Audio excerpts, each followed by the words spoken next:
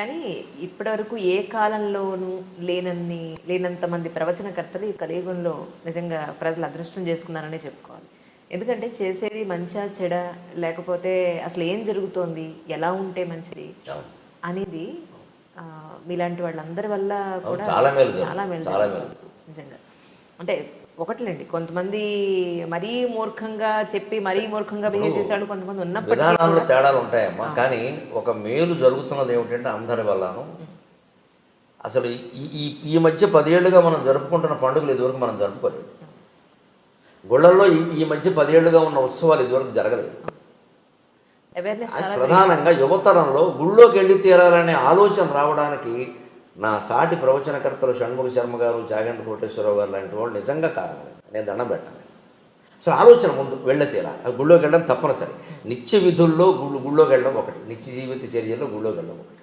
ఆ భావం కలిగిందా లేదా?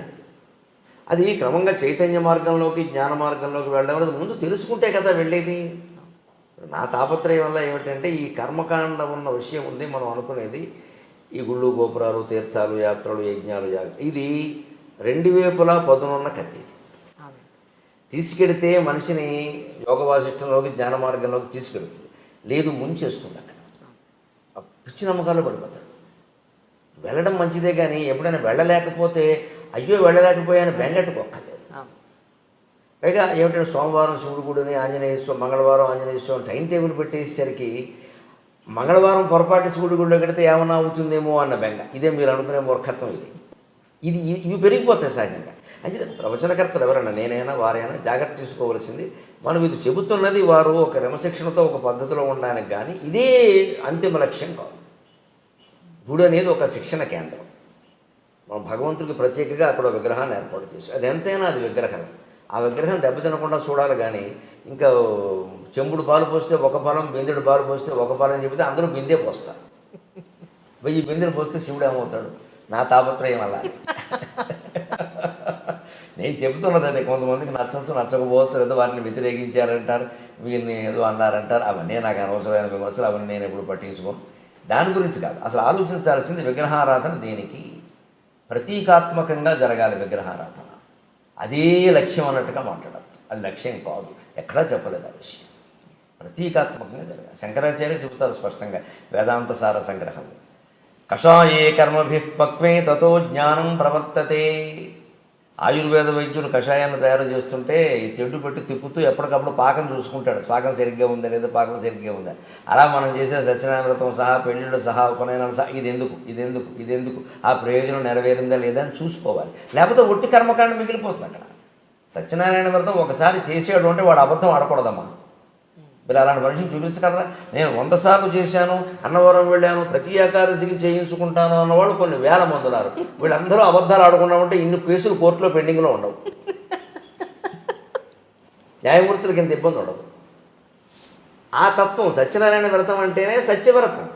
ఆయన ఎప్పటికీ సత్యదేవాయ నమః అంటారు, అంతే కదా. ఇప్పుడు ఫోన్ మాట్లాడితే నేను హరి ఓం అంటే ఇప్పుడు సత్యదేవాయ నమః అంటుంది. వాళ్ళ అన్నయ్య అంతే, సత్యదేవాయ నమః అంటారు. అన్నయ్య అంటూ ఉంటాడు, సత్యదేవాయ నమః అంటాడు. ఫోన్ చేయగానే అతను ఫోన్ చేస్తే సత్యదేవాయ నమః అంటాడు. ముందు నమస్కారం అంటాడు. నేను ఎవరిని ఫోన్ చేస్తే నేను హరి ఓం అంటాను, ఇప్పుడు హరి ఓం అంటాడు. సత్యదేవుడు అంటే ఎవరు? సత్యవ్రతం. నారాయణ పక్కన పెట్టండి. సత్యవ్రతం అంటే సత్యవ్రతం ఎక్కడ ఉంటుందో నారాయణమూర్తి అక్కడ ఉంటాడు. కానీ ఆకులు పువ్వులు అరటిపండు పెట్టేసి నేను ఏకాదశికల్లా చేశానంటే ఎందుకు? అన్ని వ్రతాలు పని లేక. సత్యం మాట్లాడు, అబద్ధం మాట్లాడకుండా ఉండు. అది ఎందుకు పాటించరు? పైగా ఇవేమీ చెప్పకుండా దీనివల్ల అతి ఫలితం ఉంటుంది, అది ఉంటుంది, ఇది ఉంటుంది. ఇక సత్యనారాయణ వ్రతం చేస్తే దోషాలన్నీ పోతాయి. పైగా అబద్ధాలు ఆపడం దోషం పోయింది అనుకుంటాడు. దానివల్ల ప్రపంచంలో ఏమైనా మేలు జరగకపోక కీడు జరుగుతుంది. నా పోరాటం వల్ల అది నచ్చకపోవచ్చు. చాలా పేర్లు పెట్టారు నాకు తెలుసు. నాస్తికుల్లో ఆస్తికుడు అన్నారు, ఆస్తికుల్లో నాస్తికుడు అన్నారు. ఏమన్నా నా పేరు గరికిపట్టి నరసింహరావు. వీడు పెట్టే పేరు నాకు అక్కలేదు, మా అమ్మ పెట్టిన పేరు ఉంది అనుకోని. అది సమస్య కాదు, అసలు సమస్య ఏంటి? ఇప్పుడు అమరనాథ్ యాత్ర ఉంది. చాలా యాతన పడి మంచులింగాన్ని చూడాలని మైళ్ళ కొద్దీ నడిచి ఏదో డోలీలు అవి ఎక్కి ప్రాణాలు పణంగా పెట్టడమే సుమారుగా. అలాగే ఇప్పుడున్న తీవ్రవాద భయంలో మరీ ప్రమాదం. ఇంత చేస్తున్నప్పుడు దాని సారాంశాన్ని గ్రహించకపోతే ఎలాగా? నా తాపత్రయం అది. అమరనాథ్ యాత్ర కథలో మీకు అమరనాథ్ యాత్ర ఫలం రహస్యం అంటాం. దాని మూలం ఏమిటి? శివుణ్ణి పార్వతీదేవి అడిగింది, సృష్టి రహస్యం ఏమిటని. పార్వతి అడగడం అంటే మన పురాణాలు అలా ఎందుకు చెబుతా ఆవిడ తెలియగలుగుతుందా? మనకి తెలియజెప్పాలి కానీ ఎవరో అడగాలి, ఎవరో ఒకరు చెప్పాలి కదా, అందుకని అడుగుతారు అంతే. ఆవిడ తెలియకూడదు. ఈయన అలాగే నీకు చెప్తాందా అని ఆయన, పార్వతీదేవి, నందీశ్వరుడు, సరే మెడలో ఎలాగో నాగభూషణం ఉంటుంది, పక్కన గణేశ్వరుడు అంతా కలిసి ఉన్నారు అక్కడ. కొద్ది దూరం ముందుకు వెళుతాను, నేను చెప్తాందా తీసుకు. ఆ యాత్ర కథ అలా నడుస్తుందండి. వెళుతుంటే మీరు గమనించండి, గణేష్ పెహలే గావును వస్తుంది. అక్కడ ముందు నందీశ్వరుని వదిలేస్తాను, వాహనాన్ని వదిలేస్తాను. ఇంకొంచెం ముందుకు వెళ్ళాక నంది చౌక ఏదో ఒకటి వస్తుంది, గణేష్ చౌక, అక్కడ గణేశ్వరుని వదిలేస్తాను. ఇంకొంచెం ముందుకు వెళ్ళాక నాగ చౌక, శేషనాగ్ అక్కడ పామును వదిలేస్తాను. చివరికి ఇంకా ఆ గుహ దగ్గరికి వెళ్ళేసరికి పార్వతి పరమేశ్వరుడు ఇద్దరే ఉంటారు. అంతకుముందే వాహనం వదిలేశారు, కుమారుని వదిలేశారు, నాగుపామును కూడా వదిలేశారు.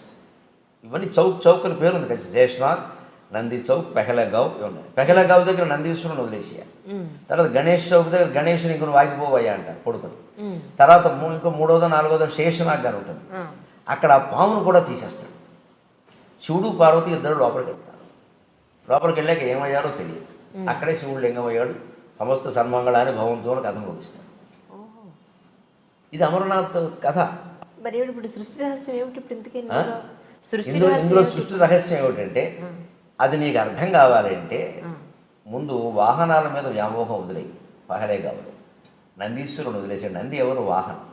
ఈ కార్లు, సొంత చార్టర్లు, విమానాలు ఎన్ని పెట్టుకుంటున్నాం ఇవాళ? ఒక కారా? ఇంట్లో ఇద్దరు మనుషులు ఉంటే 2 కార్లు ఉంటున్నాయమ్మా. అన్ని అవసరమా? సర్దుకోలేరా? మరి ట్రాఫిక్ జామ్ అయిందనేది మనమే, కాలుష్యం పెరిగిందనేది మనమే. మన వల్ల ఏం జరుగుతుందో ఆలోచించుకోవద్దా? తనలో తాను రవంతా మారడానికి అన్నది దేనికని? అమ్మ ఒక్కళ్ళ వల్ల అయిందా? దేశమంతా ఎవరు దేశమంతా కేసీఆర్ సరి చేస్తారా, జగన్మోహన్ రెడ్డి సరి చేస్తారా, నరేంద్ర మోడీ సరి చేస్తారా? అందులో మనం ఒకళ్ళం కాదా? మనం ఎవరు సహకరించకుండా వారు చేసేస్తారా? వారు ఏమైనా మాయ చేస్తారా? కాదు కదా. ఏ పరిపాలకుడు మన ఈ పార్టీ కదా ఆ పార్టీ ఉన్నా ఎవరు చేయగలిగింది లేదు. ప్రజల్లో కూడా మార్పు రావాలి. అసలు ఇన్ని వాహనాలు నాకు అవసరం లేదు. 4 కుటుంబ సభ్యులు ఉంటే 2 కార్లు 2 బళ్ళు ఉంటున్నాయమ్మా. పిల్లలకు కూడా చెరువు బండి. వాహనాల మీద వ్యామోహాన్ని వదులుకోండి. వీలైనంత దూరం నడిచేయండి. అక్కడ నడిచే వెళ్ళక తప్పదు. కొన్ని ప్రాంతాలు మీరు ఏం చేయలేరు. ఆ ఆరోగ్యం ఉన్నవాళ్ళే వెళ్ళాలి. ఇంకొంచెం వెళ్ళాక గణేశ్వరుని వదిలేశాడు. సంతానం మీద వ్యామోహం వదులుకోండి. ఇంకా మా అబ్బాయి ఎలా ఉన్నాడు, కోళ్ళు ఎలా ఉంది, ఏమిటో కోడలు నీళ్ళు లోసుకోలేదు, అత్తగారి కంగారు ఏమిటమ్మా నాకు అర్థం కాదు. కందకలేని దొరద కత్తిపెట్టకని. దీనికి ఇది అహంకారం తప్పితే ఏం లేదు. ఇందులో అహంకారం అంటే గర్వం కాదు. నా వంశం, ఈ కోళ్ళు వచ్చాక నా వంశం, ఇప్పుడు ఈవిడి జన సూర్యవంశమో చంద్రవంశమో పెరగకపోతే నష్టం ఏంటి? ఇలా ఆలోచించరు మనుషులు.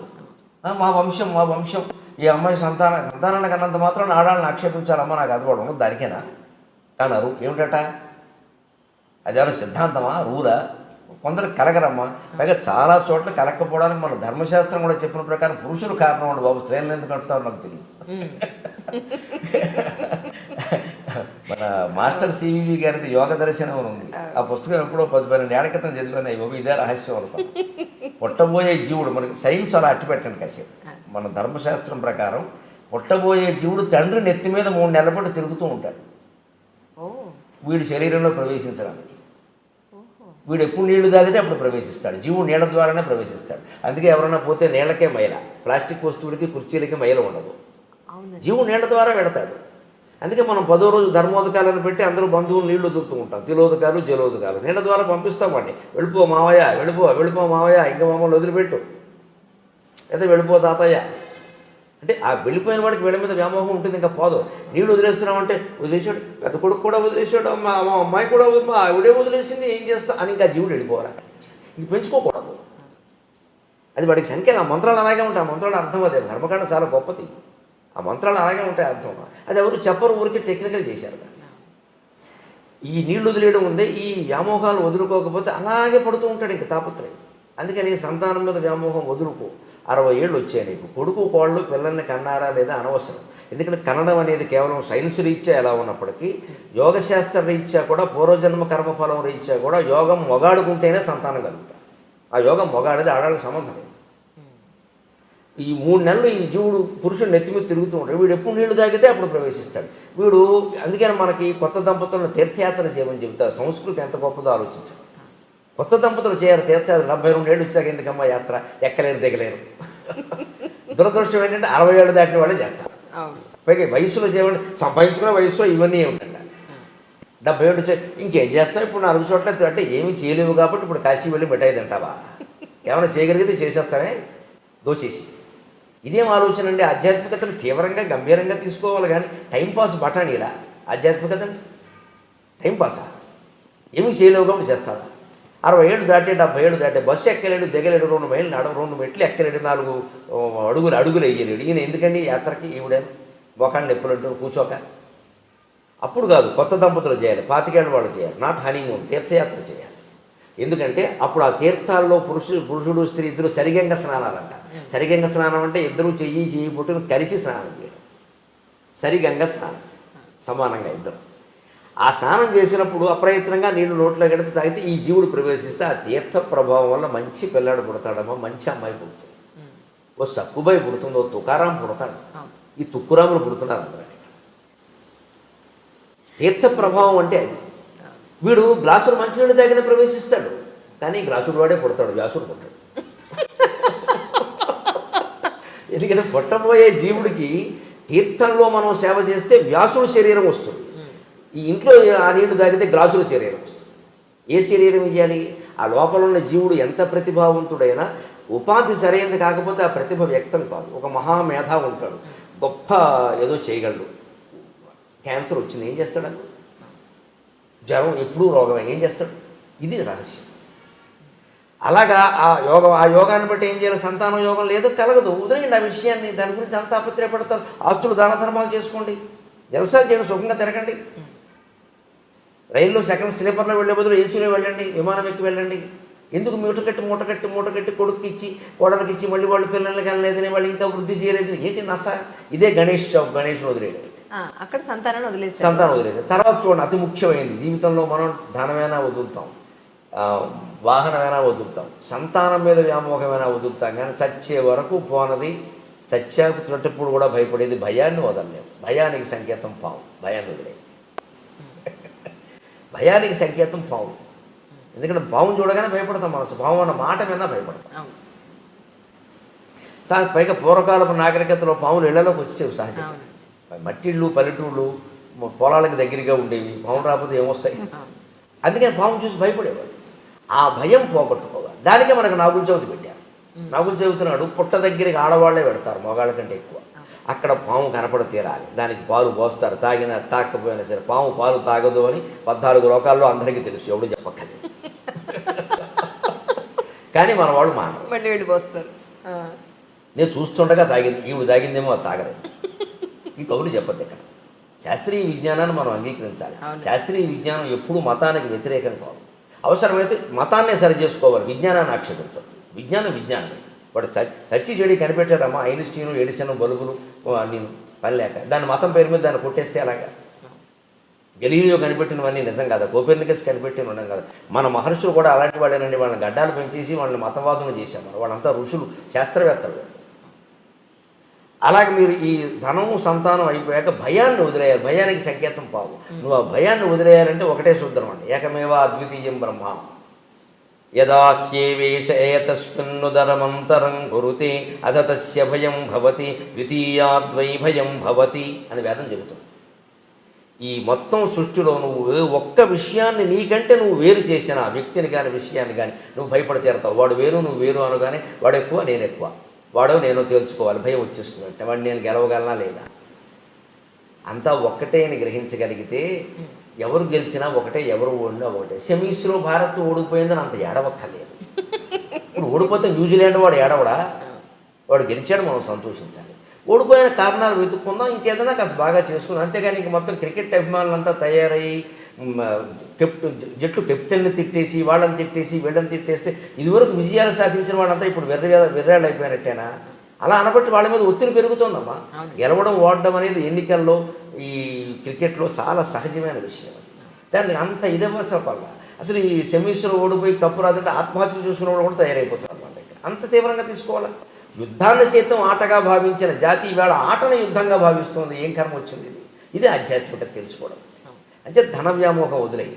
వాహన వ్యామోహం వదిలే, సంతాన వ్యామోహం వదిలే, భయం కూడా వదిలే, ఉన్నదంతా ఒకే శివుడు ఒకే శివుడు ఒకే శివుడు అని తెలుసుకుని గుహలోకి వెళ్ళడం అంటే గుండె గుహలోకి వెళ్ళడం. గుండె గుహలోకి వెళ్ళడం. అణోరణీయాన్ మహతో మహీయాన్ ఆత్మా గుహాయాం నిహితోస్య జంతోహో. అణువుల కంటే అణువైనది, సూక్ష్మం కంటే సూక్ష్మతరమైంది, మహత్తరమైన వాటి కంటే చాలా పెద్దది మహత్తరమైన ఆత్మ భగవత్ తేజస్సు ఎక్కడుందంటే ఆత్మ గుహాయాం నిహితో. నీ గుండె గుహలో ఉందయ్యా, ఎక్కడా లేదయ్యా, దాన్ని పట్టుకోవయ్యా, దాన్ని పట్టుకోవయ్యా. అది తెలుస్తుంది సృష్టి రహస్యం. ఏమీ లేదు, ఇది మాయ. లోపలికి వెళ్ళాక ఇద్దరూ మాయ అవుతారు. అక్కడ 2 చిలకలు ఉంటాయి గమనించండి. ఆ చిలకలు వాళ్ళేనమ్మా. లోపలికి వెళ్ళాక చెప్పి వాళ్ళిద్దరూ మాయమయ్యారు గమనించండి. పైగా అక్కడ ఏర్పడింది ఏమిటి? మంచులింగం. మంచులింగం 6 నెలల్లో ఉంటుంది, కరిగిపోతుంది. సృష్టి ఉంటుంది, కరిగిపోతుంది. అది మంచు వల్ల ఏర్పడింది. మంచు పోగానే వేసవకాలం రాగానే కరిగిపోతుంది. ఈ సృష్టి కూడా అంతే. ఏదో పుట్టావు, పెరుగుతున్నావు, అస్థి జాయతే వర్ధతే క్షీయతే పరిణమతే నశ్యతే, పోతావు. దాని గురించి ఇంత బెంగ ఎందుకు? ప్రతి పరిణామంలో ఆనందంగా ఉండు. వృద్ధాప్యంలో కొన్ని సుఖాలు ఉన్నాయి, బాల్యంలో కొన్ని సుఖాలు ఉన్నాయి, యవ్వనంలో ఎలాగో సుఖాలు ఉన్నాయని అంటూనే ఉన్నాం. వృత్తిలో కూడా సుఖం ఉంది. ఈ మొత్తం అంతా ఒక్కసారి వదిలిపోతుందంటే నన్ను అడిగితే మరణాన్ని మించిన వరం లేదు మనిషికి. మరణాన్ని మించిన వరం లేదు. రోగిష్టి వాడికి వరం అనొద్దు, సమస్యలు ఉన్నవాడికి వరం అనొద్దు, సుఖంగా ఉన్నవాడికి కూడా మరణమే వరం. మరణంలో మాత్రమే నిత్య సుఖం. ఇందులో ఏముందండి? ఊరికే తాపత్రయపడిపోతున్నారు కానీ అలాగే. అది లొల్లుకుందాం, ఇది లాక్కుందాం, ఏం చేసుకుంటారు లాక్కుని? ఎప్పటికైనా పోయేది. నువ్వు ఎంత గట్టిగా పట్టుకున్నవాడు ఇక్కడే ఉంటాడు, చేతులు ఇక్కడే ఉంటాయి, లోపల నుంచి జీవుడు ఎగిరిపోతున్నాడు. ఈ తత్వం తెలుసుకో. గుహలో ఏమీ లేదు, శూన్యం. అయితే సృష్టికి మూలమైంది శూన్యం అనడానికి వీలు లేదు. శూన్యం అనకూడదు. శూన్యమైతే ఏమీ రాదు. కాబట్టి మన వేదాంతులు ఏం చెప్పారు? పూర్ణమిదం పూర్ణమదః పూర్ణాత్ పూర్ణముదచ్యతే పూర్ణస్య పూర్ణమాదాయ పూర్ణమేవావశిష్యతే. సృష్టికి మూలం ఉన్నది పూర్ణమయ, శూన్యం కాదు. పూర్ణం కాబట్టి అందులో అన్నీ ఉంటాయి కాబట్టి ఏదైనా వచ్చింది. శూన్యం నుంచి ఏమొస్తుంది? ఇతర మతాల వాళ్ళకి మనకి తేడాలి. సృష్టికి మూలం శూన్యమని కొందరు చెప్పారు. అజ్ఞానం. శూన్యం నుంచి ఏది రాదు. సృష్టికి మూలం పూర్ణం. ఆ పూర్ణమే పరమశివుడు. ఇది అమర్నాథ్ కథ. ఈ యాత్ర కథ నాకు పత్రికలో నేను ఒక 5-6 ఏళ్ల క్రితం అనుకుంటాను, ఒక ఆంధ్రజ్యోతి పత్రికలో ఎక్కడో చదివా. నివేదన దాంట్లో ఇదే రహస్యం. ఇంక మనం వెళ్ళక్కర్లేదు అనుకున్నాం. ఇంక వెళ్ళక్కర్లేదు. మనం వదులుకోవలసింది వాహన వ్యామోహం, తర్వాత సంతాన వ్యామోహం, తర్వాత భయం, తర్వాత లోపల ఉన్నది పూర్ణ పదార్థం తెలుసుకోవడం. దీనికి అక్కడికి ఎందుకు వెళ్ళడం? అంత యాత్ర పడి ఇక్కడే తెలుసుకోవచ్చుగా. మంచులింగం 6 నెలలు ఉండి 6 నెలలు కరిగిపోయినట్టే మన జీవితం కూడా అంతే. 6 నెలల్లో కరిగిపోతుంది అనుకుంటే అయిపోయాయి. ఇప్పుడు అమరనాథ్ యాత్ర ఫలం చూడకపోయినా నాకు వచ్చింది, కానీ చూసిన వాళ్ళకి ఎంతమందికి వచ్చిందో నాకు తెలియదు. మేము ఎంత కష్టపడ్డాం, పుణ్యం వచ్చేస్తుంది అనుకునే వాళ్ళే. అది దానివల్ల పుణ్యం ఆశిస్తారేమిటి? జ్ఞానం వస్తుంది, కానీ పుణ్యం రాదమ్మా, జ్ఞానం వస్తుంది. అసలు ఈ పుణ్యం జ్ఞానం కంటే ఎక్కువ అనుకోవడం ఉంది. ఇది మూర్ఖత్వం. పుణ్యం అంటే అదో మూట, ధాన్యపు మూట, పాపపు మూటలాగే పుణ్యపు మూట. పుణ్యానికి పాపానికి తేడా ఏమిటో తెలుసా? పాపం ఇనప సంఖ్యల, పుణ్యం బంగారు సంఖ్యల. ఒకటే సింపుల్ డిఫరెన్స్. పాపం ఇనప సంఖ్యల, పుణ్యం బంగారు సంఖ్యల. సంఖ్యలే బంగారం. మమ్మల్ని కట్టి పడేసిన తర్వాత ఆ గొలుసు ఇనప గొలుసా బంగారు గొలుసా అని మీరు ఆలోచించారు. ముందు తీయవయ్యా బాగుంటారు. మీకు స్వేచ్ఛ కావాలి. అంతేగా కట్టారు కానీ బంగారపు గొలుసుతో కట్టారు అని దాంతో సెల్ఫీ దిగుతారా? ముందు మనకి స్వేచ్ఛ కావాలి కదా సంఖ్యల నుంచి. అది బంగారు సంఖ్యలు అయితే మనకేమిటి? పుణ్యం బంగారు సంఖ్యలు. ఎందుకు కోరుకుంటున్నారు దాన్ని? దానికోసం యాత్రలు చేయడం, దానికోసం దానం చేయడం, దీనికోసం ఫలితం అండి అనడం, గరుడ పురాణం ఇంట్లో ఉంటే పాపం అనడం, దీనికి అంతంత భయం. ఏం చేసుకుంటావు ఈ పుణ్యాన్ని? అది బంగారు సంఖ్యల. నేను కట్టిపారేసింది. ఇనప సంఖ్యలకి బంగారు సంఖ్యలకి తేడా అయినది సంఖ్యలైనంత వరకు. మీరు ఆ బంగారు సంఖ్యలు కట్ చేసి మీకు ఇస్తే తాకట్టు పట్టుకోవచ్చు అంటే పెట్టుకుంటాం. దానివల్ల ప్రయోజనం. అందుకే సంఖ్యలుగా ఉన్న తర్వాత ఏదైనా ఒకటే. అంటే పుణ్యం కూడా మనిషి వాంఛించడానికి వీల్లేదు. అసలు మీరు అన్నిటికీ అతీతమైన జ్ఞానమే పొందాలి.